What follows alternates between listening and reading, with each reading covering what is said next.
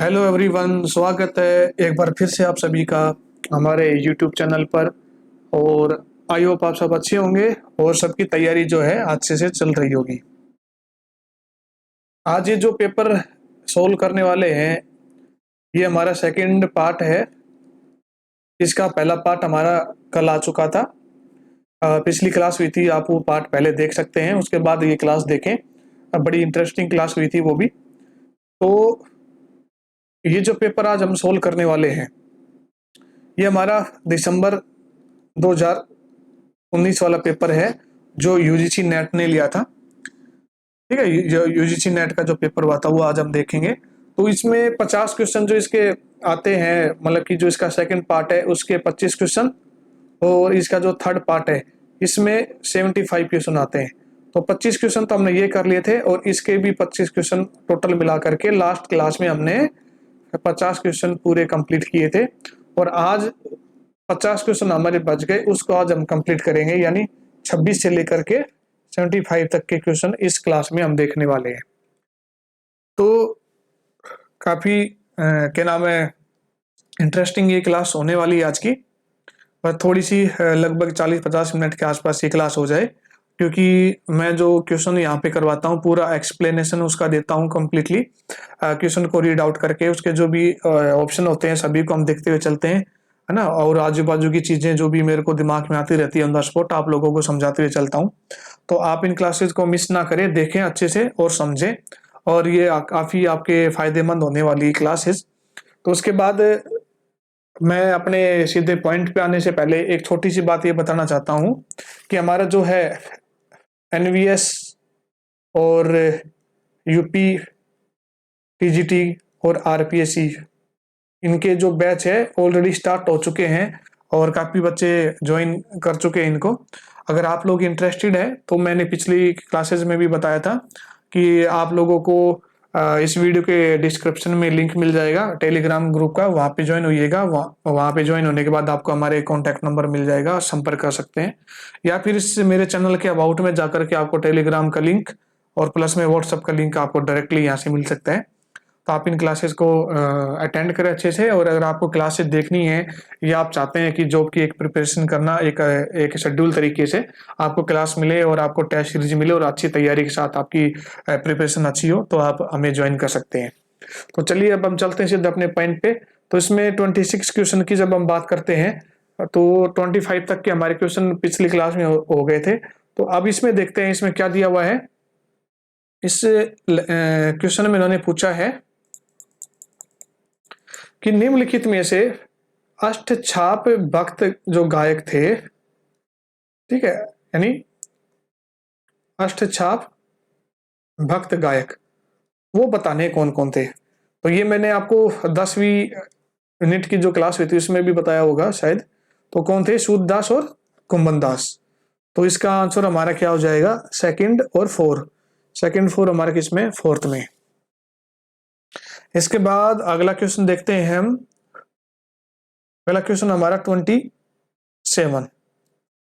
Okay, तो सबसे पहले हम बात करते हैं कि यहाँ पे तो ये संस्थापक हो गए और इन्होंने कौन से विद्यालयों की स्थापना की है, ये हो गए। चलो देखते हैं। सबसे पहले हम बात करते हैं, इसमें से कोई भी एक नाम देख लो। रविशंकर जी के बारे में मैंने आप लोगों को पढ़ाया था जब इनकी जीवनी पढ़ाई थी 9th यूनिट में, तब मैंने आपको बताई थी ये बात कि इन्होंने किन्नर स्कूल की स्थापना करवाई। क्लियर। अब के आर पंडित। के आर पंडित कौन थे? किशन राव शंकर पंडित, ये पूरा नाम था इनका। तो इन्होंने कौन सा विद्यालय खुलाया था? गांधर महाविद्यालय। 1914 के अराउंड खुला था ये। एक तो 1901 में खुला था और एक 1908 में खुला था, है ना। वो विष्णु दिगंबर पुलस्कर जी ने खोले थे। क्लियर। ये लाहौर में और ये मुंबई में। और ये शायद ग्वालियर में कैसे इन्होंने खोला था 1914 में, शंकरराव पंडित ने। कौन सा? गांधर महाविद्यालय। तो बी का थर्ड। बी का थर्ड इसमें भी नहीं है, इसमें भी नहीं है। बी का सेकंड इसमें है। थोड़ा नीचे कर लेता हूँ, क्वेश्चन दिख जाए सभी को। हाँ, फोर है इसका आंसर। क्या हो जाएगा? फोर। और सी का सेकंड मैच हो रहा है इसमें। हाँ, सी का सेकंड भी मैच हो रहा है। और इसके अलावा क्या था? हाँ, ये हो गया। उसके बाद अब्दुल करीम खान जो थे, इन्होंने कौन सा खोला था, आर्य संगीत। क्लियर। तो इसके बाद लास्ट हमारा बच गया कौन, रविंद्रनाथ टैगोर, इन्होंने कौन सा खोला था, विश्व भारती, इसका ये आ जाएगा। तो 27 के बाद अगला क्वेश्चन हमारा 28वां, प्रसिद्ध ग्रंथ मादनुल मूसिकी, ये ग्रंथ का नाम है मादनुल मूसिकी, इसके लेखक कौन है, हकीम मोहम्मद करम इमाम। क्लियर। अब इनके बारे में अगर मैं बताऊं तो इन्होंने बहुत सारी बुकें लिखी थी, तो यहाँ पूरा पैराग्राफ भर जाएगा समझाते समझाते, तो इसलिए आप क्लासेस जिन्होंने देखी हैं तो वहाँ पे इनको देख सकते हैं, इन्होंने कौन कौन सी बुकें लिखी थी। आगे चल के हमारा 29 क्वेश्चन आता है। 29 में पूछा गया है कि ध्रुपद गायक का संबंध किससे है। आप ध्रुपद गायक की जब बात करते हैं तो फैज खां ये ख्याल गाते थे, अलाउद्दीन खां साहब रविशंकर जी के जो गुरु जी थे, अन्नपूर्णा के पिता, है ना, तो ये सितार से और गायन से थे ख्याल वगैरह। रमा माता ये भी पहले की बात है। तो ध्रुपद से बच गए कौन, हमारे मानसिंह तोमर। तो आंसर क्या आ जाएगा, मानसिंह तोमर, फर्स्ट आंसर आ जाएगा इसका। क्लियर। तो मानसिंह तोमर का आपको पढ़ा भी होगा, ध्रुपद का जो मैंने पॉइंट आपको पढ़ाए थे उस टाइम पे। तो मानसिंह तोमर ने ख्यालों की भी रचना की है और ये ध्रुपद भी गाते थे। उसके बाद 29 के बाद 30, 30वां क्वेश्चन, इसमें उन्होंने क्या दिया है, हाँ, जिसके प्रारंभ में विलंबित, मध्य, फिर मध्य और अंत में द्रुत लय हो, उसे गोपुच्छा यति कहते हैं। अच्छा जी, ये शायद आप लोगों ने पढ़ा हो, ये किस में से दे दिया है क्वेश्चन, ताल के 10 प्राण। और 10 प्राण कौन से थे, लास्ट लेक्चर में भी मैंने आपको बताया था। काल मार्ग क्रिया अंग ग्रह जाति कला लय यति प्रस्तार। अब उसमें काल मार्ग क्रिया, पिछला जो इसमें इसी का जो पहला वाला जो पार्ट की वीडियो आई थी, इसमें क्रिया के ऊपर क्वेश्चन पूछा गया था, और इसमें क्विज पे पूछ लिया है काल मार्ग क्रिया अंग ग्रह जाति कला लय, ये लय में से पूछ लिया है, लय सॉरी लय में से नहीं, यति, हाँ लय यति, ठीक है, और प्रस्तार। तो यति में से ये क्वेश्चन पूछ लिया। तो यति हमने पढ़ी थी कितने प्रकार की होती है, जिन्होंने क्लास ली थी उनको पता होगा, बाकी और भी बच्चे हैं जिन्होंने पढ़ा हो तो वो भी जानते होंगे यति कितने प्रकार की होती है। ताल के 10 प्राण में अगर आप लोगों ने पढ़ा हो तो समा, स्रोतोगोता, जिन बच्चों ने नहीं पढ़ा तो कोई बात नहीं, मैं एक बार यहाँ पे मोटा मोटा बता देता हूँ। गोपुच्छा, मृदंगा, और लास्ट में हमारे क्या था, पीपली का। ये 5 नाम हमने पढ़े थे, 1 2 3 4 5। क्लियर है। अब समा में इसकी क्या डेफिनेशन थी, जिसमें समान लय हो स्टार्टिंग से एंड तक। गोपुच्छा की क्या थी, इसमें स्टार्टिंग में तो विलंबित हो लय, फिर मध्य हो जाए, तो फिर द्रुत हो जाए। और गोपुच्छा में क्या था, सेम इसका अपोजिट हो जाता है, द्रुत, स्टार्टिंग में द्रुत होती है, फिर मध्य और फिर विलंबित। तो अब देखते हैं अभिकथन ए, जिसके प्रारंभ में यानी स्टार्टिंग में पहले विलंबित, फिर मध्य और फिर द्रुत।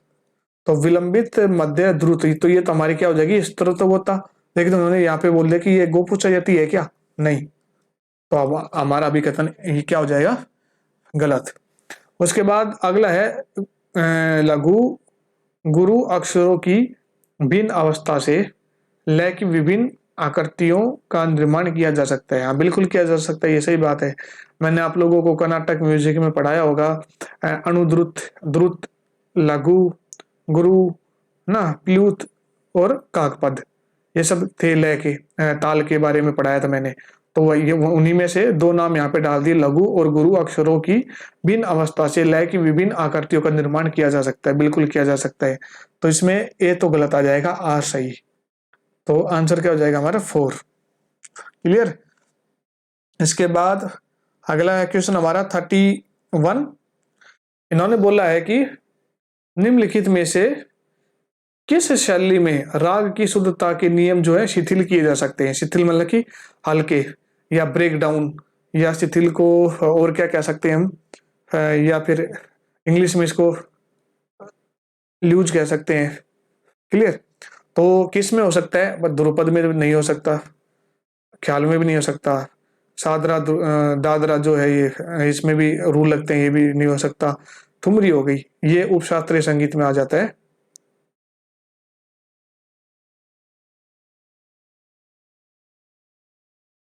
ठीक है, तो उपशास्त्रीय संगीत में आ जाती है ठुमरी। इसमें क्या है कि जो क्या बोलते हैं राग है उसमें बांध करके भी गाते हैं और नहीं भी, यानी सेमी क्लासिकल हो गया। तो आधा चलता भी है, रूल रेगुलेशन नहीं भी चलते, यानी इसमें जो है नियम शिथिल हो जाते हैं। क्लियर। 31 के बाद अगला है हमारा 32। इसमें उन्होंने पूछा है कि राग झंझोटी, एक सेकेंड मैं थोड़ा सा स्क्रीन पे ले आता हूँ क्वेश्चन, आप लोगों को दिख जाए। इसमें उन्होंने पूछा है, ये हमारा क्वेश्चन नंबर है कौन सा, 32। हम 26 से करने लगे थे और अभी 32 के ऊपर आ गए हैं। इसमें उन्होंने बोला है कि निम्नलिखित में से झंझोटी राग की स्वरावली कौन सी है। अब देखिएगा, झंझोटी राग जो है वो उसकी स्वरावली जो है, वैसे तो झंझोटी किस थाट में आता है, खमाज में। क्लियर है। और इसका जो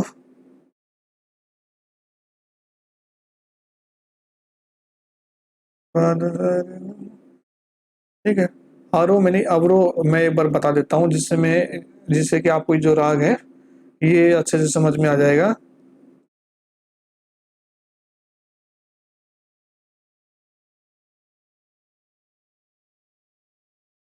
सानी धापा मागारे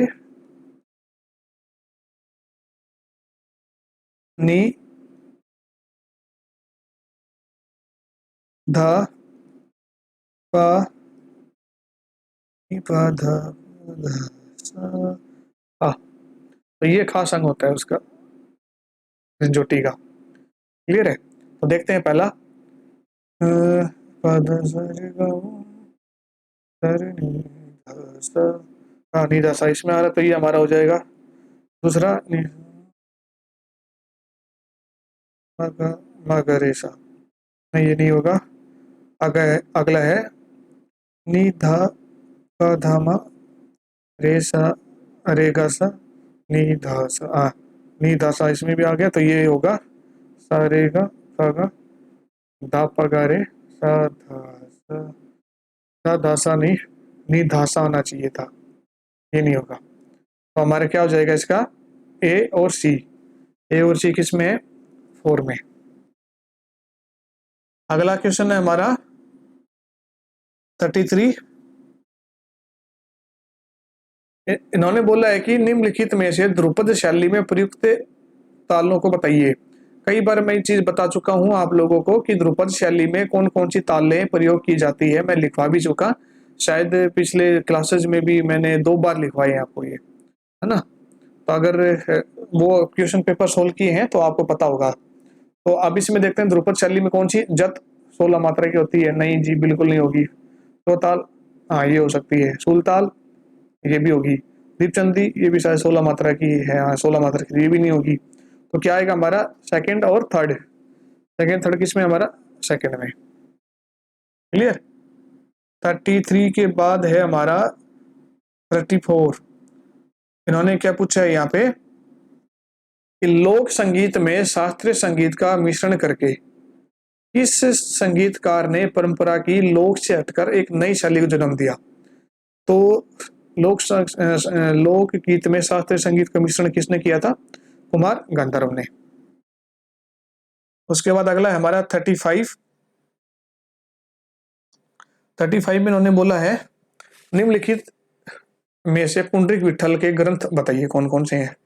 पुंडरीक विठल का नतन निर्णय, हाँ ये भी है, रागमाला ये भी है, और राग मंजरी ये भी उन्होंने लिखा है। तो हमारा आंसर फर्स्ट आ जाएगा। ये मैंने टेलीग्राम ग्रुप में भी डाला था, तो वहां पे इसका आंसर जो है गलत हो गया था, तो मैं एक बार फिर से यहाँ पे बता देता हूँ।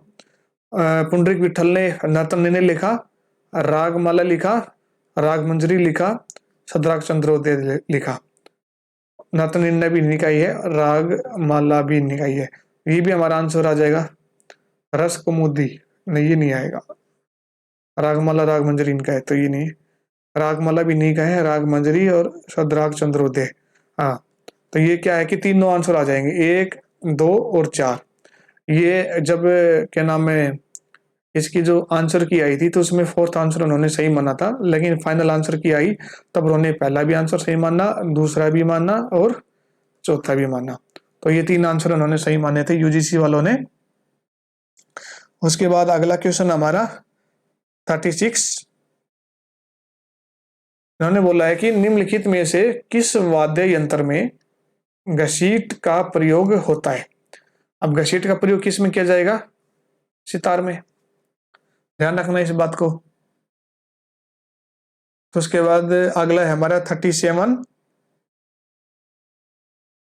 इन्होंने बोल दिया कि निम्नलिखित में से तिलक कामोद की स्वरावली बताइए। अच्छा राग है तिलक कामोद भी। जब वी मेट की मूवी, जब वी मेट मूवी का नाम सुना होगा, तो उसमें गाना था आओगे जब तुम साजना, अंगना फूल खिलेंगे, तिलक कामोद में। तो इसका स्वरावली वैसे तो पानी सारे गा सारे पामग,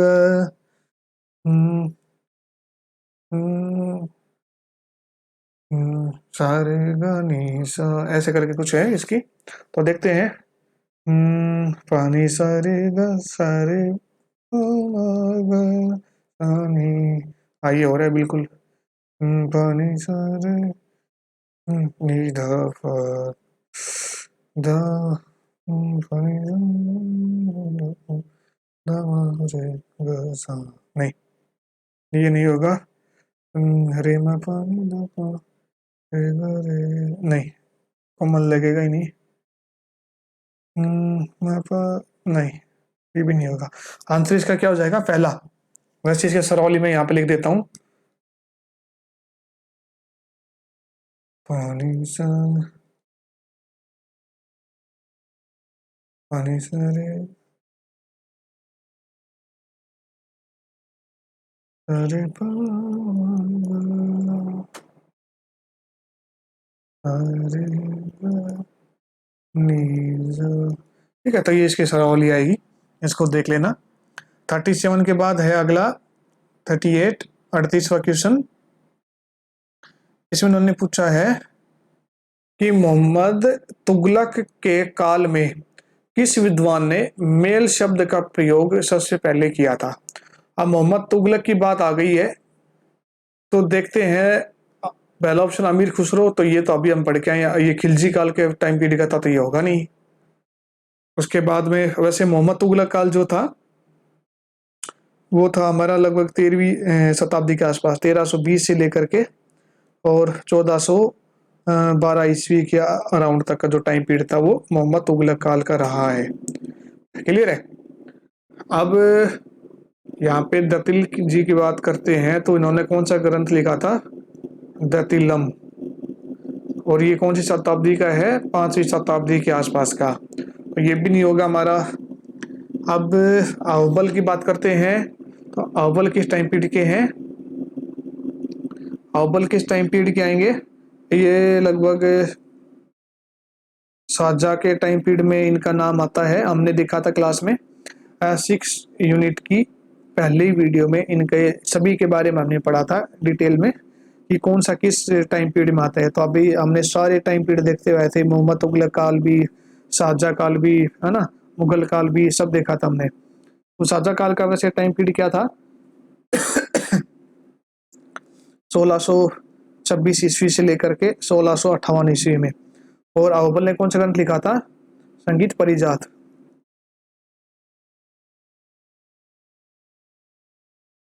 सॉरी, संगीत परिजात किस समय में लिखा था उन्होंने? 1650 ईस्वी में। ठीक है, 1650 ईस्वी में ये ग्रंथ लिखा गया था। तो ये साझा टाइम पीरियड आ गया, तो ये भी नहीं होगा। बच गया कौन? विद्यारण्य। क्लियर? तो इसका आंसर क्या आ जाएगा? 38 का विद्यारण्य। क्लियर है? तो एक चीज ये भी बच गई कि जो अमीर खुसरो किस काल का था? खिलजी काल का। और खिलजी काल जो है,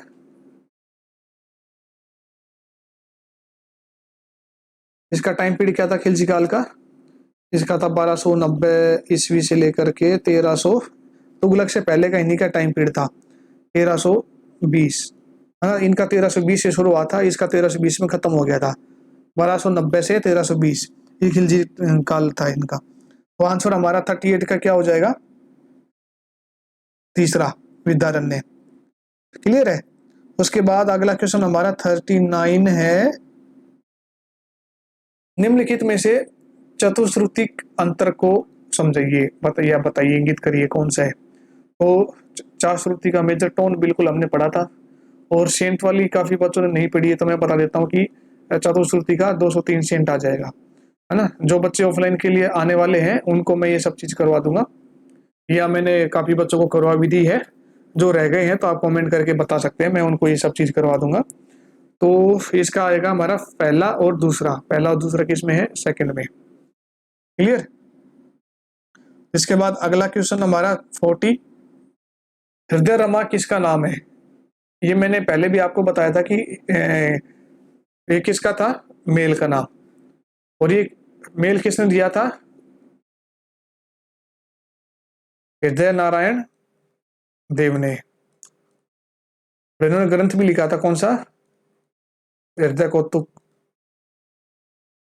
पिछले शायद एक दो लेक्चर पहले भी हृदय कौतुक के बारे में बात आई थी, शायद मैचिंग में था, कैसे कुछ क्वेश्चन दिया हुआ था। तो मैंने बताया था कि किसने लिखा था? हृदय नारायण देव ने। और इन्होंने हृदय रमा एक मेल भी दिया, इन्होंने मेल या श्रुति ऐसा करके कुछ आगे चल के आएगा, इसके बारे में तो मैं आप लोगों को बताऊंगा। तो ये चीज यहाँ पे आ गई है। क्लियर है? इसको लिख लेना। उसके बाद 40 के बाद अगला क्वेश्चन आता है हमारा 41, 41। इन्होंने बोला कि निम्नलिखित को जो है नीचे लिखे हुए उनमें भिन्न चुनिए, यानी डिफरेंट आपको चुनना है इनमें से। पहला हमारा शामिर खां, आमिर खां, अब्दुल अलीम जफर खां, गुंदुताई कुलकर्णी। तो ये जो है वोकल से है शामिर खां, आमिर खां भी वोकल से हो गए, गुंडुताई कुलकर्णी भी ये सितार से हो गए। इसलिए क्या हो गया कि ये आंसर क्या हो जाएगा? थर्ड आ जाएगा, है ना। जफर नाम से आपको याद हो गया होगा कि उन्होंने क्या कौन सी गत बनाई थी? जफर खानी गत। 41 के बाद अगला क्वेश्चन है हमारा 42वां, 42। इन्होंने बोला है कि भेंडी बाजार घराने की गायिका कौन है? अच्छा, गायिका भिंडी बाजार घराने की इन्होंने पूछ ली यहाँ पे। किशोरी अमोणकर जी जो थी वो किस घराने की थी? जयपुर की आ जाएगी। तो क्लियर है? और हीराबाई बड़ौदकर किसकी थी? किराना घराने की, है ना। इनके पिताजी कौन थे? किराना घराना के अब्दुल करीम खां की पुत्री थी हीराबाई बड़ौदकर। और सविता देवी किसकी बेटी थी? सिद्धेश्वरी देवी की। ये शायद बनारस घराने की थी, हाँ बनारस से ही थी। अब बच गए कौन? सुहासिनी कोरेटकर। तो आंसर हमारा यही आ जाएगा, थर्ड। ठीक है, तो ये कौन से घराने से आएगी? भेंडी बाजार घराने से। 42 के बाद अगला है हमारा 43। इन्होंने पूछा है कि राग रागनी वर्गीकरण में निम्नलिखित रागों का क्रम किस मत के अनुसार है? श्री बसंत पंच मेघ भैरव नटनारायण, श्री बसंत भैरव मेघ पंचम नटनारायण। मैंने तो कुछ ऐसे करके याद किया हुआ था, ये थोड़ा सा यहाँ पे आगे पीछे करके दे दिए हैं। तो ये किसके हैं? शिव मत के। क्लियर है? अब शिव मत का और दूसरा कौन सा था? कृष्ण मत। और कृष्ण मत का दूसरा नाम क्या है? कलिनाथ मत। तो वैसे इन दोनों के सेम सेम थे, शिव मत का और कलिनाथ मत का, बस एक राग में थोड़ा सा डिफरेंट था, नट नारायण में। वो आप लोग देख लेना, नोट्स में मैंने लिखवाया हुआ है। 43 के बाद अगला है हमारा 44। 44 में उन्होंने पूछा है अचल ठाठ और चल ठाठ में कितने पर्दे होते हैं? सितार की यहाँ पे बात आ गई है। 8वीं यूनिट मैंने आप लोगों को करवाई थी, उसमें सितार के बारे में पूरा डिटेल में मैंने पढ़ाया था आप लोगों को एक एक चीज़ के बारे में। तो वहीं से क्वेश्चन आ गया है। अचल ठाट का मतलब क्या होता है कि जो ठाट मतलब कि फिक्स होता है, उसमें हमें पर्दे चेंज करने की जरूरत नहीं पड़ती सितार में। तो और एक होता है चल ठाट जिसमें पर्दे कम होते हैं। तो ये सब मैंने बताया था। अचल ठाट में कितने पर्दे होते हैं? 24। और चल में कितने होते हैं? 16 से 19। तो देखते हैं 24 इसी में दे रखा है ना। 29 नहीं होते हैं, 20 भी नहीं होते हैं ना, 28 होते हैं। तो हमारे क्या आएगा? 24 और 17। और अगर क्वेश्चन पूछ ले कि 17 पर्दों का सितार कौन बजाते हैं, तो इसका आंसर क्या आ जाएगा? या तो पंडित प्रतीक चौधरी जी का नाम आएगा जयपुर घराने के, या फिर इनके पिताजी देबू चौधरी का, देबू चौधरी जी, या इनका दूसरा नाम है क्या? देवव्रत चौधरी, देवव्रत चौधरी। और या फिर इनका गुरु क्या नाम है? मुश्ताक अली खां का, या तो ये ऑप्शन में आ सकता है, या फिर आशिक अली खां, ये मुश्ताक अली खां के गुरु हो गए, या फिर लास्ट में बरकतुल्ला खां। ठीक है, तो ये सभी क्या थे? 17 पर्दों के सितार बजाते थे। और अगर पूछ ले क्वेश्चन कि आज के टाइम में कौन बजाते हुए आ रहे हैं, तो इसमें से दो नाम में आ जाएंगे, कौन? प्रतीक चौधरी और देबू चौधरी। क्लियर है? तो 44 के बाद अगला क्वेश्चन हमारा आता है 45। इसमें उन्होंने बोला है कि इनको मैच करवाना है हमें। तो सबसे पहले देखते हैं कि असद अली खां के बारे में मैंने पढ़ाया था 9th यूनिट में। इनकी फोटो भी आपको दिखाई थी। किस कला से संबंधित थे? रुद्रवीणा। मियाँ सोरी, ये टप्पा, ये भी मैंने आपको पढ़ाया था मियाँ सोरी के बारे में भी। शोभा गुट्टू, इसके बारे में भी मैंने बताया था, उपशास्त्रीय गायिका, ठुमरी गाती थी ये। और रहीम फरीमुद्दीन डागर, इसके बारे में नहीं बताया था, नहीं बताया था, सॉरी, 10वीं यूनिट में बताया था इसके बारे में, है ना। तो सभी एक एक चीज मैंने आपको पढ़ाई हुई है। तो क्या आ जाएगा? ए का थर्ड में। देखते हैं कौन से में आएगा। थोड़ा सा नीचे कर लेता हूँ इसको। ए का थर्ड हमारा 4 में है, और बी का हमारा है सेकंड ना, बी का फर्स्ट में, बी का फर्स्ट, सी का सेकंड, हाँ सी का सेकंड है, और डी का 4, डी का 4, हाँ ठीक है, हमारा आंसर 4 आ जाएगा इसका। क्लियर है? तो 45 के बाद 46 क्वेश्चन हमारा, इसमें हमने बोला है कि सूची 1 को 2 से मिलाना है। इधर ये कलाकारों के नाम दे दिए और इधर इनके घराने दे दिए। तो सबसे पहले आप लोगों को पता है कि रविशंकर जी किस घराने के थे? मेहर घराने के। मुश्ताक अली खां, अभी जस्ट बात हुई थी पीछे, किस घराने के थे? जयपुर सीनिया घराने के। इमदाद खां के बारे में कई बार मैंने बताया कि इमदाद खां, इसके बेटे इनायत खां, फिर विलायत खां, उसके बेटे, फिर उसके बेटे शुजात खां। इमदाद खां इमदाद खानी घराने से थे। क्लियर? और इमदाद खानी घराने का दूसरा नाम क्या था? इटावा घराना। और अब्दुल अलीम जफर खान, जिन्होंने जफर खानी गत बनाई है, अभी जस्ट पीछे इनके बारे में बात हुई थी, किस घराने से थे? इंदौर बीनकर घराना। क्लियर? यानी ए का सेकंड किस में है? ए का सेकंड इसी में ही है, पहले में। क्लियर है? तो इसलिए आंसर इसका क्या हो जाएगा? पहला। हो सकता है कि चौथे में भी पहला हो, मैं देख लेता हूँ एक बार। नहीं, आ, इसका ए का सेकंड में मैच है हमारा। इमदाद खान जो है इटावा घराने से, तो ए का सेकंड किस में है? इसी में ही है, बाकी तो और किसी में नहीं है। आंसर हमारा ए हो जाएगा। 46 के बाद अगला है हमारा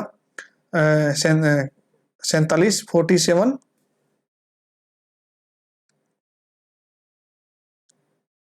इन्होंने पूछा इसमें, रागपुरी धनाश्री का प्रदर्शन करते समय निम्न स्वर समुदाय किस राग के तिरोभाव को दर्शाते हैं? अब पूरे धनाश्री, अच्छा, तो ये इसमें सवाल दे दी इन्होंने। रे रे पा, म म ध पा, रेगा रेसा। रेगा रेसा तो वैसे मैं एक नॉलेज के लिए एक बात बता देता हूँ। रेगा रेसा कौन सा ये अंग आ जाता है? तोड़ी का।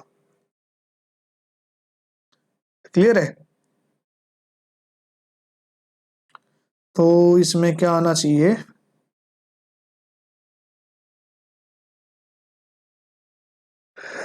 रे पा की संगति श्री राग में ही हो सकती है, कोमल रे और पा की। तो ये चीज ध्यान रखना, ये जो है अंग श्री अंग है। क्लियर है? तो ये किस में आ जाएगा? इसका आंसर आएगा 47 का 4। तो इसको देख लेना अच्छे से, अगर कोई दिक्कत रहती है तो आप लोग पूछ सकते हो। तो जो श्री राग जो है, इस इसके बारे में ये मान के चलो कि हर बार इसके कोई ना कोई क्वेश्चन जरूर आपको एग्जाम में मिलते हैं। ठीक है?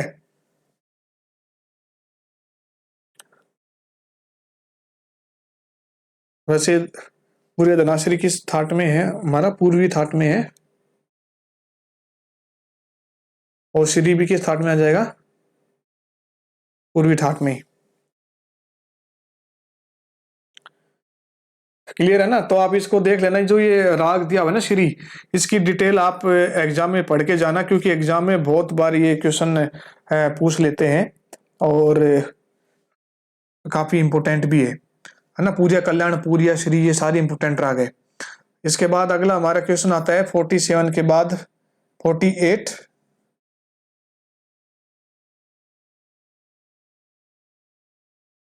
निम्नलिखित में से मसीद खानी गत के लक्षणों को इंगित करें। मसीद खानी का मतलब क्या होता है? विलंबित लय, है ना। तो इसमें पूछा है पहला ऑप्शन कि मसीद खानी गत जो है 3 ताल में निबद्ध होती है। हाँ, सही बात, होती है 3 ताल में। दूसरा है कि मसीद खानी गत जब ताल में निबद्ध होती है। नहीं, मसीद खानी गत का टुकड़ा 5 मात्रा का होता है। बिल्कुल होता है। 12वीं मात्रा से शुरू होती है ना। 3 ताल में शुरू करेंगे तो 12वीं मात्रा से होगी, तो 12 मात्रा के बाद 5 जोड़ेंगे तो कितना हो गया? 12 5 17, यानी 16 मात्रा तो 3 ताल की, और एक 17 एक मात्रा एक्स्ट्रा रही, वो सम हो जाता है। तो ये बात भी सही है। अब मसीद खानी गत अति की लय, मसीद खानी गत की जो लय है अति द्रुत होती है। नहीं, बिल्कुल जी गलत बात है। ए और सी आ जाएगा आंसर। ए सी हमारा पहले ऑप्शन में ही है। 48 के बाद अगला क्वेश्चन है हमारा 49। 49 इन्होंने बोला है यहाँ पे कि गुजरी तोड़ी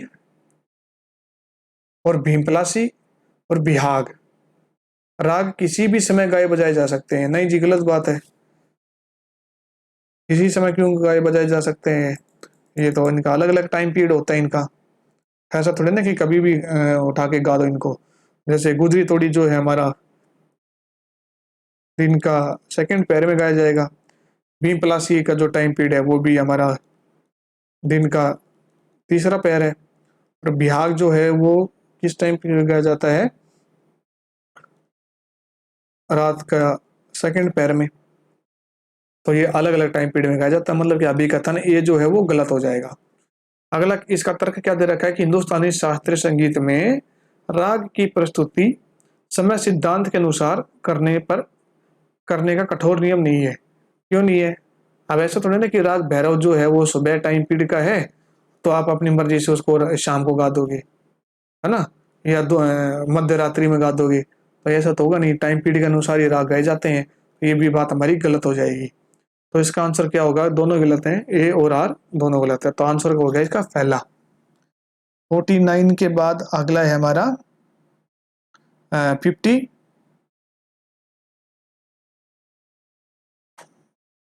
50 में इन्होंने पूछा है नान्य देव ने 22 श्रुतियों में करुण जाति की कितनी श्रुतियां मानी है? अब कितना बड़ा अच्छा क्वेश्चन और इंपॉर्टेंट क्वेश्चन यहाँ पे आया है। कुछ लोगों ने, जो भी बच्चे हैं, उन्होंने मेरे से जो क्लास ली थी, जो क्लास में जो पढ़ते थे रेगुलर मेरे से, उन्हें ये चीजें मैंने करवाई हुई है कि जब हमने श्रुति की जातियां की थी, तो जातियां कितनी थी मैंने कई बार बता चुका आप लोगों को। दीप्ता, आयता, करुणा, मृदु और मध्या। अब थोड़ा सा अगर आप लोगों को ध्यान हो कि हमने 1 से लेकर के और 22 तक हमने श्रुतियां लिखी थी, वो यहाँ पे गंधार और दैवत की, गंधार नहीं, ऋषभ, ऋषभ की सा रे गा मा पा धा, हाँ, इनकी जो श्रुतियां थी, एक दो तीन श्रुतियां, देवत की भी तीन श्रुतियां। तो ऋषभ की नीचे वाली हमने इंटरचेंज की थी, याद हो, और देवत की जो है ऊपर वाली इंटरचेंज की थी हमने,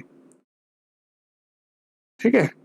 और जो पंचम हमारा था उसकी कितनी थी, चार श्रुतियां, तो इसको हमने हाफ हाफ डिवाइड किया था, इनको आपस में इंटरचेंज किया था, ध्यान हो। जो हमने जातियां लिखी थी, श्रुति की जातियां 1 से 22 तक हमने लिख लिए थे। फिर हमने देखा था कि दीप्ता में कौन कौन सी श्रुतियां आ रही है, तो उन श्रुतियों के नाम हमने लिखे थे, आप लोगों ने खुद लिखे थे, मैंने लिखवाए भी नहीं थे, मैंने सिर्फ ट्रिक और पैटर्न आप लोगों को बताए थे। तो उसमें कितनी कितनी श्रुतियां की जातियां लिखी गई थी। तो करुण की जब आप अपने नोटबुक उठा के देखना, तो उसमें कितनी थी, 3। क्लियर, तो आंसर हमारा क्या आ जाएगा इसका, 3। उसके बाद अगला क्वेश्चन हमारा है, ये हमारा 50वां क्वेश्चन, 51 हमारा,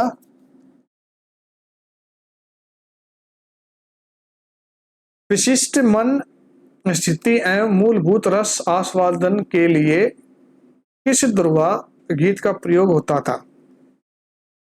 अब हमने ध्रुवा पढ़ी थी, ध्रुवा के बारे में मैंने पूरा जो थे इसके डेफिनेशंस वगैरह आपको बताई थी, बस पढ़ाई थी। तो ध्रुवा के जो भेद थे, कितने प्रकार थे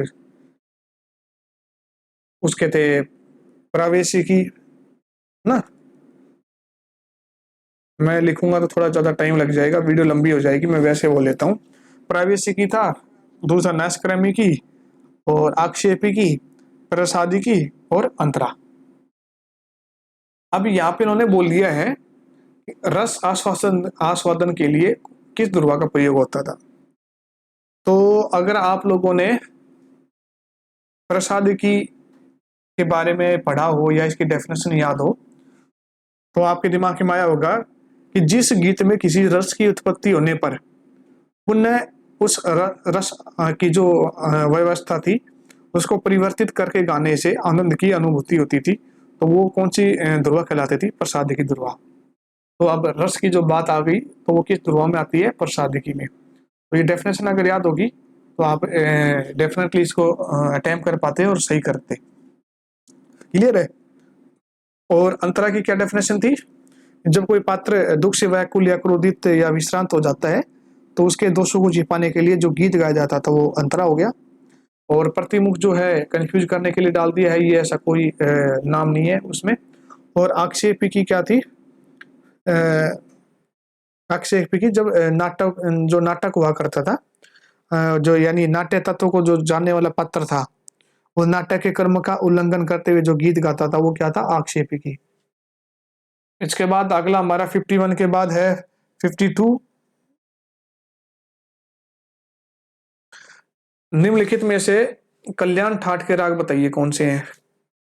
तो अब कल्याण ठाट की बात करते हैं, तो हमारा कौन सा आ जाएगा, शुद्ध कल्याण, कल्याण ठाट से है, कामोद भी कल्याण ठाट से है। क्लियर। तो शंकरा जो है वो किस ठाट से आ जाएगा, बिलावल। और दुर्गा जो है ये भी हमारा बिलावल से आ जाएगा। तो ए और बी, और ए और बी कहाँ पे है हमारा, और में है। क्लियर। तो ये इसका आंसर क्या आ गया हमारा, 4। इसके बाद अगला है हमारा 53। 53 में उन्होंने बोला है कि जी मेजर स्केल में कितने शार्प नोट प्रयुक्त होते हैं। जी मेजर का मतलब क्या हो गया, कि मैं एक बार थोड़ा यहाँ पे डायग्राम बना के बता देता हूँ आप लोगों को। C D E F G A B C, हमारे ये सा हो गया, ये रे, ये गा, ये मा, ये पा, ये धा, और ये नी, और ये सा। अब यहाँ पे इन्होंने जी मेजर की बात करी है, तो जी हमारा कौन सा स्वर हो गया, पंचम। क्लियर। जब ये हमारा पंचम स्वर हो गया, तो इसको जी मेजर स्केल जब हम करेंगे यानी पा को सा मान करके जब हम करते हैं मूर्छना एक तरीके से, तो क्या हो जाएगी हमारी सा रे गा ये मा, इसकी दूरी पा धा, ये कोमलनी रे सा। तो ये हमारा स्वरावली बन जाएगी। क्लियर है। लेकिन जब आप यहाँ पे इन्होंने एक शब्द लिख दिया मेजर स्केल, मेजर का मतलब कि सभी शुद्ध होने चाहिए। जब ये वाला जो स्वर कोमल ना बज के शुद्ध बजेगा तो ये नी कौन सा स्वर हो जाएगा।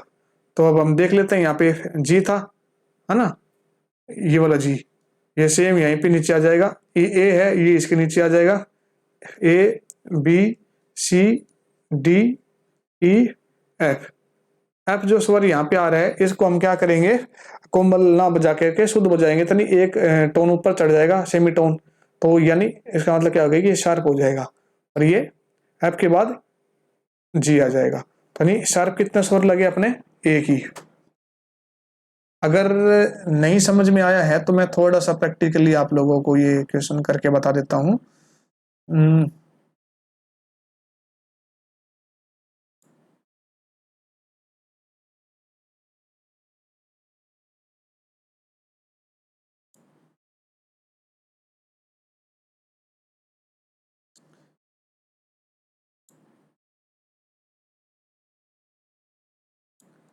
हाँ, जैसे ये कीबोर्ड होती है हमारी, इसमें ये मैं स्वर लिख देता हूँ यहाँ पे C D E F G A B और ये सी। क्लियर, ये हमारा सा हो गया, रे गा मा पा धा रे नी रे सा। अब उन्होंने पंचम की बात करी है जी क्यों, इसको इस वाले बटन को अगर हम सा मान करके बजाते हैं तो कैसे बजेगा देखो। ये सा हो गया हमारा पहला, ये रे हो गया, रे के बाद ये हमारा गा हो गया, गा के बाद ये हमारा मा, ये पा, ये था।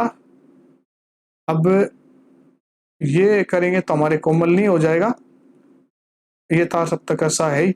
कोमल नी ना करके हम शुद्ध नहीं बजाएंगे तो हमें ये काला बटन जो है ये दबाना पड़ेगा। तो ये तीन काले जो हैं, इसके नीचे वाला स्वर कौन सा है ये, तो तीन कालों के एक दो तीन के नीचे कौन सा है ये एफ। तो एफ ये बटन हो गया। तो अगर शुद्ध नी के लिए हमें ये बटन दबाना है तो हम क्या करेंगे, ये एफ शार्प नोट दबाएंगे, एफ शार्प। क्लियर है। तो अब थोड़ा प्रैक्टिकली आप लोगों को समझ में आया होगा, तो मैं इसको हटा करके चलता हूँ वापस से अपने लेक्चर के ऊपर। तो इसका मतलब इसका आंसर क्या आ गया, एफ शार्प। क्लियर। 53 के बाद अगला क्वेश्चन हमारा आता है 54। हमने पूछा है यहाँ पे कि किस ग्रंथ में सबसे पहले रागों को पुल्लिंग स्त्रीलिंग और नपुंसक लिंग जैसे वर्गीकरण में डिवाइड किया गया, बांटा गया। तो कौन सा ग्रंथ था, देखते ही पता लग जाना चाहिए, संगीत मकरंद। 54 के बाद अगला है हमारा 55। इन्होंने यहाँ पे बोला है निम्नलिखित में से बिलावल को शुद्ध ठाठ किन विद्वानों ने माना है। अब बिलावल को एक तो शुद्ध ठाठ मोहम्मद रजा ने मान लिया, यानी माना है, और सवाई प्रताप सिंह ने। बाकी मोहम्मद करम इमाम और सारंगदेव जो थे ये तो काफी को मानते थे अपना शुद्ध ठाठ। जो आज के टाइम में हमारा गा और नी कोमल जो लगते हैं काफी ठाठ, वो उस समय पे वो क्या मानते थे, अपना शुद्ध ठाठ मानते थे। तो बिलावल किन्होंने माना था, मोहम्मद रजा और सवाई प्रताप सिंह। तो ए और सी, ए और सी किसमें, इसमें आ जाएगा हमारा। क्लियर है। इसके बाद अगला क्वेश्चन हमारा 56।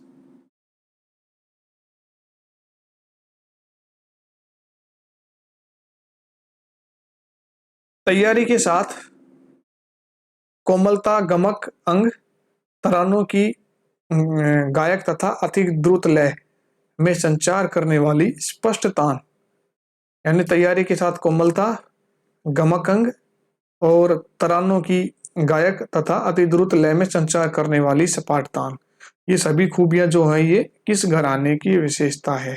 ये सभी घराने किसकी है? पटियाला घराने की। 56 के बाद में चलते हैं अपने अगले क्वेश्चन 57 की तरफ। 57 में उन्होंने क्या बोला है कि मध्यम ग्राम जो है इसमें शुद्ध मध्यमा मूर्छना का आरंभिक स्वर क्या है?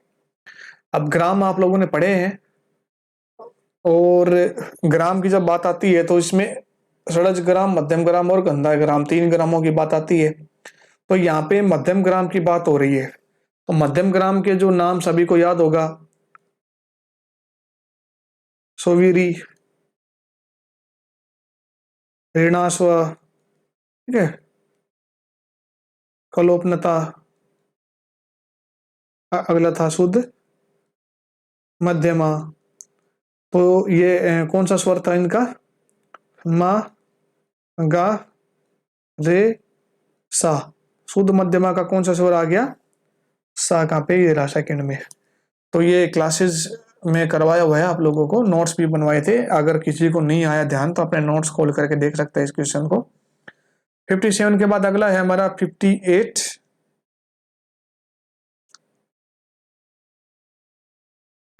बड़ा ही सिंपल क्वेश्चन यहाँ पे डाल दिया उन्होंने बोला है कि स्वरों की विकृत अवस्था, ठीक है, विकृत अवस्था की बढ़ती हुई संख्या के अनुरूप थाट का सही क्रम से चुनाव करें। काफी में गानी कोमल, कल्याण में माँ, आसावरी में गाधानी कोमल होता है। तो पहले कल्याण आ जाएगा, कल्याण ये रहा, फिर काफी, फिर आसावरी। कल्याण में माँ तीव्र, काफी में गा और नी कोमल, आसावरी में गा, धा और नी कोमल, यानी विकृत अवस्था की बढ़ती हुई अवस्था। तो विकृत स्वर कौन से थे? हमारे 5 विकृत स्वर होते हैं, सभी ने पढ़े हैं। कौन कौन से? रे, गा, धा, नी कोमल और माँ तीव्र। तो इसमें विकृत अवस्था बढ़ती हुई जा रही है। एक था, इसमें 2 हो गए, इसमें 3 हो गई।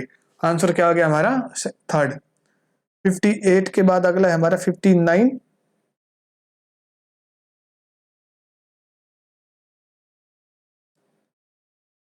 इन्होंने बोला है कि राग हंस ध्वनि के में तार सप्तक के रे को सा मानकर अवरोह करने पर किन स्वरों की प्राप्ति होती है? अच्छा, ये यहाँ पे फिर से मूर्छना के क्वेश्चन डाल दिया। अब ये ऐसे क्वेश्चन करने के लिए आपको पता होना चाहिए कि जिस राग में ये करवाना चाह रहे हैं उस राग में कौन से स्वर लगते हैं। तो इसकी जाति ओडा ओडा होती है, हंस ध्वनि की, और इसका जो आरोह है वो होता है सा, रे, गा, पा, नी और ये सा। अब इसके तार सप्तक का रे भी मैं लिख देता हूं। तो तार सप्तक के रे को हम क्या करते हैं? सा मान लेते हैं। क्लियर? नहीं, तार सप्तक का क्या कर दिया हमने? सा मान लिया। अब तार सप्तक से रे के बीच की दूरी कितनी हो गई? टोन।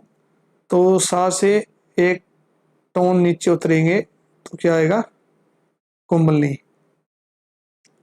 उसके बाद सा से नी की दूरी कितनी हो गई?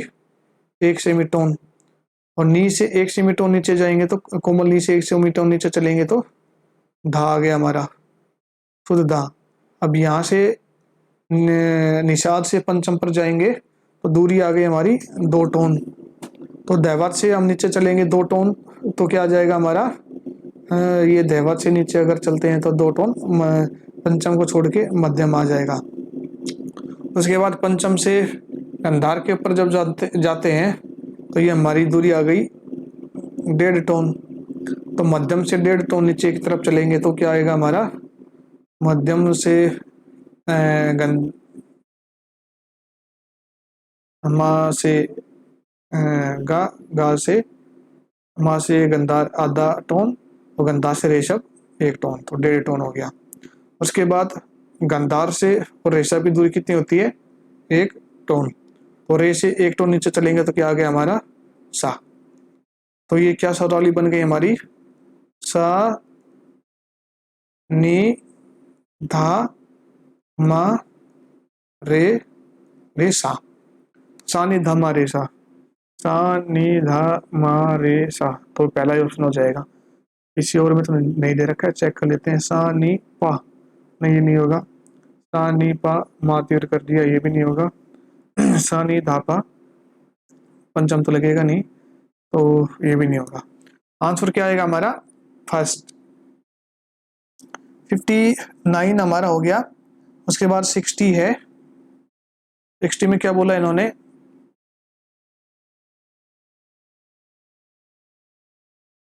रामदासी मल्हार, सुहा और नायकी कानड़ा और भीमपलासी, इन सब में क्या समानता होती है। ये पहली बात तो सभी काफी थाट से होंगे, क्लियर। और दूसरा इन सभी का जो वाद्य समाप्ति है ना, वो माँ और सा हो गया। अब ये ना तो परमेल प्रवेशक राग होंगे और ना ही इनका जो गायन समय है वो सेम होगा। तो ए और बी हो जाएगा। ए और बी किस में है, फर्स्ट में है। 60 के बाद अगला है 61, 61। बिलास खानी तोड़ी के स्वर उन्होंने पूछ लिए हैं, बताइए कौन से हैं। अब बिलास खानी तोड़ी है, मैंने तोड़ी अंग आप लोगों को पिछले क्वेश्चन में बताया था कौन सा होता है, रे गा रे सा, क्लियर। तो बिलास खानी तोड़ी हमारी कौन सा आ जाएगा, गामा गामा रे सा, नहीं रे रे गा रे सा, हाँ तो ये हो जाएगा रे नी धा सा रे गा रे सा, हाँ ठीक है। अगला है हमारा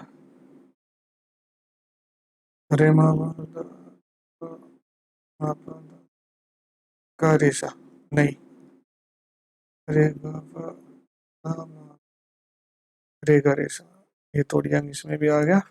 हमारा आएगा बी और डी, ये किसमें आएगा हमारा थर्ड में, क्लियर। 61 के बाद अगला है हमारा 62। उन्होंने बोला है 62 में कि मागधी, अर्धमागधी, संभाविता, प्रथुला आदि किस शैली के नाम है। तो ये किसके होंगे, गीति। तो ये पॉइंट हमारे ऑनलाइन क्लास में छूट गया था कुछ बच्चों का, वो मैंने ऑफलाइन क्लास में कवर करवा दी है। और किसी को नहीं समझ में आया और किसी को ये क्लास नहीं मिली है तो आप मैसेज कर सकते हैं मुझे, मैं आपको क्लास अवेलेबल करवाऊंगा। 62 के बाद अगला है हमारा 63।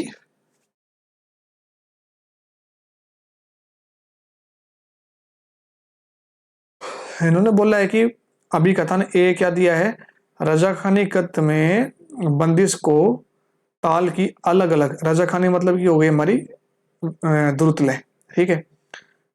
इसमें क्या है कि ताल की अलग अलग मात्राओं से उठाने पर राग में सुंदरता का तत्व उभर कर आता है, बिल्कुल सही बात है ये भी। अगला है रजाखानी गत के जो बोलों को तीन ताल में मात्रा सातवीं मात्रा, खाली नौवीं मात्रा हो गई, सम पहली हो गई, इन सब से उठाने की परंपरा है। हाँ सही बात है, जो रजाखानी कहते हैं वो पांचवी से भी उठ जाती है, सातवीं से भी है ना, नौवीं खाली से भी, पहली से भी, है ना, कहीं से उठा सकते हैं इसको, अलग अलग वो उसका वो होता है। तो यानी इसका आंसर क्या आएगा, ए और आर दोनों सही है, ये आएगा सेकंड। 63 के बाद अगला है हमारा 64। अभी ये मैच करवाने हैं कि किसने कौन सा ग्रंथ लिखा है। तो अभिनव भारती किसने लिखा था, अभिनव गुप्त ने, पहले तो ये देख लो आप। और कलानिधि कलीनाथ ने। और फकीरुल्लाह ने कौन सा लिखा था, राग दर्पण। और संगीत सुधाकर सिंह भोपाल। तो ये हमारा आएगा, पहले सिंपल ये देख लेते हैं, अभिनव भारती जो है सी का 4 में किस में है, सी का 4, इसमें नहीं है, इसमें नहीं है, इसमें नहीं है, हाँ इसमें है। आंसर क्या आ जाएगा हमारा 4 आ जाएगा। ए का सेकंड सही मिला है, ए का सेकंड सिंह भोपाल सही है, बी का फर्स्ट कलीनाथ का कलियानंदी, हाँ ये भी सही है। सी का हमने करवा ही लिया, 4 का, डी का, राग दर्पण फकीरुल्ला, डी का थर्ड, ये भी सही है। ठीक है, तो इसके बाद 64 के बाद अगला क्वेश्चन हमारा 65।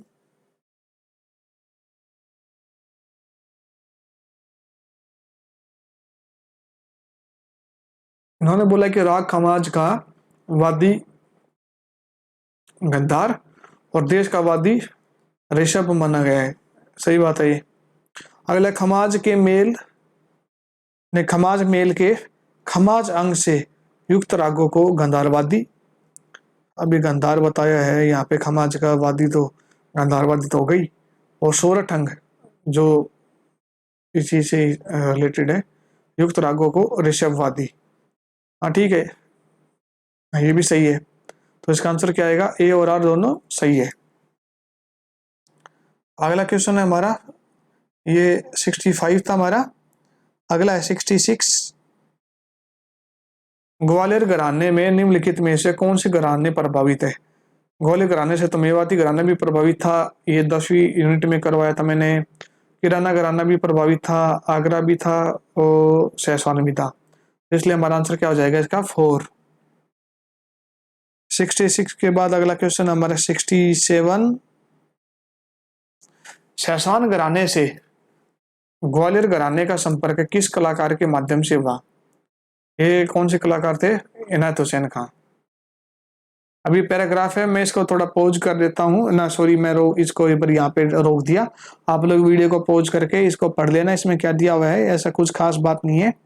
अगर आपने तैयारी की भी अच्छी से तो इस पैराग्राफ को पढ़ने की जरूरत नहीं है अभी फिलहाल। लेकिन फिर भी आप लोग एक कॉम्पिटिटर हो तो आप पढ़ सकते हो इसको। और ऐसा नहीं है कि एग्जाम में आप छोड़ के आ जाओ, इसको पढ़ो ही ना, आपको वहाँ पढ़ना है, उसके बाद ही आपको जवाब देना है ऐसे क्वेश्चन का। 67 के बाद अगला है हमारा 68। 68 में इन्होंने पूछा है, निम्नलिखित में से ग्वालियर घराने के विष्णु दिगंबर पुरस्कार जी के, इनके बारे में कई बार बात हो चुकी है। इनके शिष्य कौन थे। ओमकानाथ ठाकुर, अभी भी पीछे बात हुई थी। विनायक राव पटवर्धन, राग विज्ञान लिखी थी। तो आंसर क्या आ जाएगा, फर्स्ट। इसके बाद हमारा अगला क्वेश्चन है 69। रहमत खां जो है किस घराने के प्रतिनिधित्व करते थे। किस घराने का प्रतिनिधित्व करते थे ये, ग्वालियर घराने का। ये भी 10th यूनिट में आई हुई चीज हमारे सामने। 69 के बाद 70 में पूछा इन्होंने क्या, कि बंदे अली खां जो थे उनकी शिष्य परंपरा में कौन से प्रसिद्ध बिनकर हुए। बंदे अली खां का शिष्य कौन था, रजब अली खां। क्लियर। अगला 71।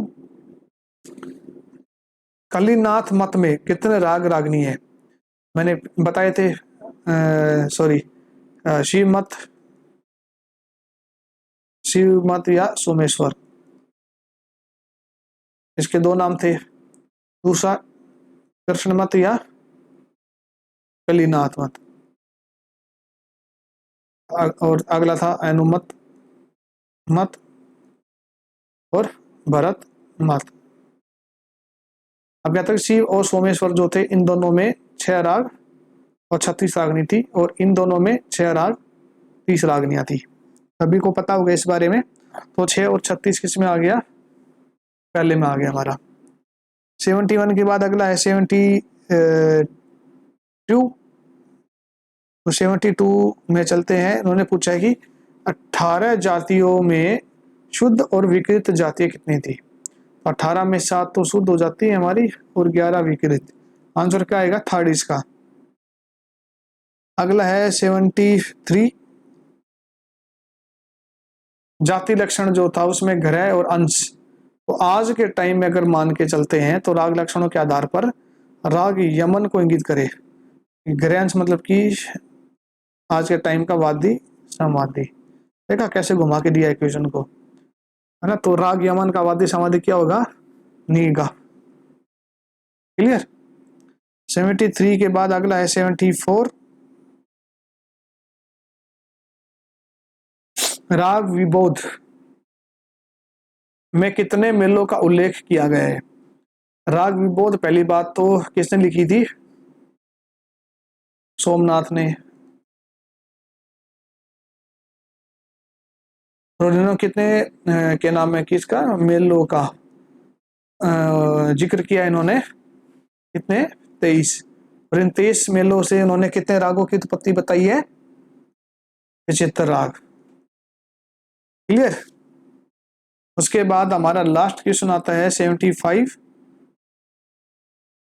इन्होंने बोल दिया है ये तो इधर स्वर दे दिए और ये इधर राग दे दिए, अब मैच करवाना है। थोड़ी देर पहले हमारी बात हुई थी तोड़ी को लेकर के, तोड़ी का क्या अंग बताया था मैंने, रेगा रेसा। ठीक है, रेगा रेसा, रेगा रेसा ये रहा सेकंड में, तो हमारा तोड़ी का किस में मैच हो जाएगा, सेकंड में।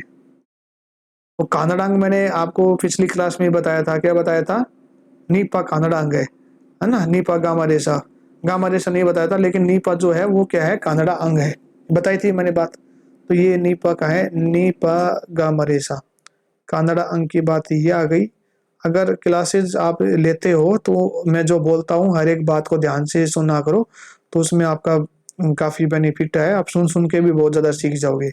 और सारंग अंग में क्या होता है कि रेमा की संगति आती है, तो अब ऑप्शन ए और सी बच गए, ये रहा रेमा रेसा। बिलावल बच गया, उसमें ये पहला आएगा, तो इसमें क्या हो जाएगा, ए का 3, ए का 3 इसमें नहीं है, इसमें नहीं है, इसमें नहीं है, इसमें है।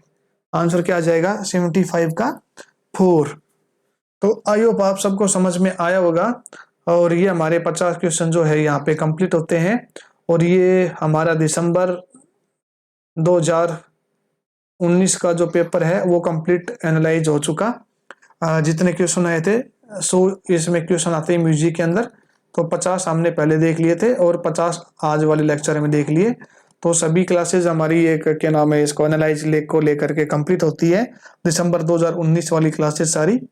अब अगली क्लास अगर टाइम रहता है तो मैं आप लोगों को जो जून जो है 2019 जो पेपर हुआ था वो मैं आपको सोल्व करवा के वीडियो आपको प्रोवाइड करवाऊंगा।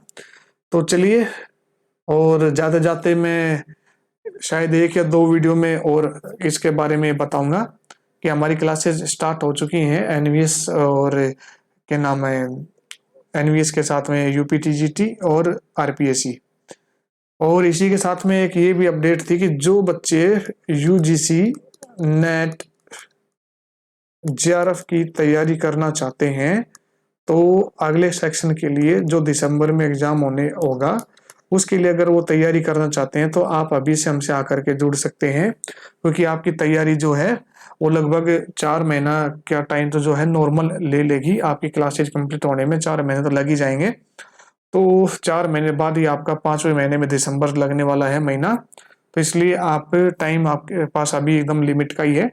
तो अगर आप स्टार्ट करना चाहते हैं तो आप जल्दी से आकर के क्लास ज्वाइन कर सकते हैं।